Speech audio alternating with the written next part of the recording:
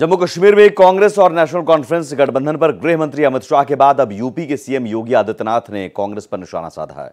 UP के अयोध्या में मोदी और योगी की तारीफ पर पत्नी को वहीं 3 तलाक भी दे दिया। इन तमाम मुद्दों पर भारत एक्सप्रेस संवाददाता कोमल शर्मा ने केंद्रीय मंत्री बीएल वर्मा से एक्सक्लूसिव बातचीत की।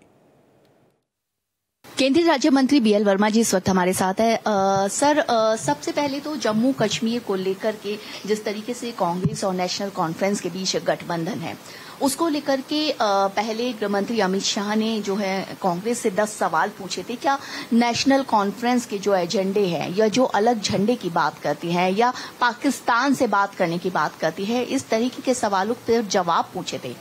अब जो यूपी के मुख्यमंत्री है योगी आदित्यनाथ, उन्होंने भी कुछ इसी तरह के सवाल पूछे। मैं इस देश के यशस्वी गृह मंत्री माननीय अमित शाह जी ने जो 10 सवाल पूछे हैं पुरजोर समर्थन करता हूं।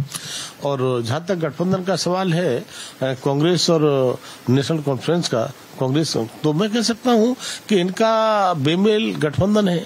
कहीं कोई इनका विचार और नीतियां तो मिल नहीं खाते हैं, लेकिन राजनीतिक स्वार्थों के चलते इस तरह की गठबंधन ही करते हैं।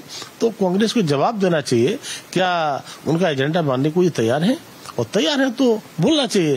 धारा 370 भी है उसमें। भाई धारा 370 जब से खत्म हुई है तब से जम्मू कश्मीर विकास के रास्ते पर आगे बढ़ा है। बिल्कुल सही कहा कि अब कश्मीर का माहौल जो है वो बदल चुका है। लाल चौक पे 11 बजे तक विजिटर्स घूमते हैं, झंडा फहराते हैं।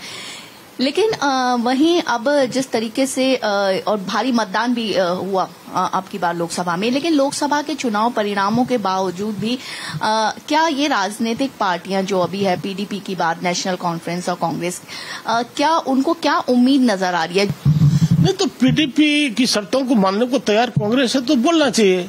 और माननीय गृह मंत्री जी ने स्पष्ट रूप से पूछा भी है। और लेकिन ये कांग्रेस है, ये अलग अलग स्टेटमेंट होते हैं अलग अलग राज्यों में, तो मैं कह सकता हूँ ये खुद कंफ्यूज हैं। और राहुल गांधी जी जिस तरह से अपने बयानों को लगातार बदलते हैं, तो मुझे लगता है कि आने वाले समय में जम्मू कश्मीर के चुनाव होंगे तो उसका असर पड़ेगा। भारत एक्सप्रेस के लिए कैमरामैन पवन शर्मा के साथ कोमल शर्मा।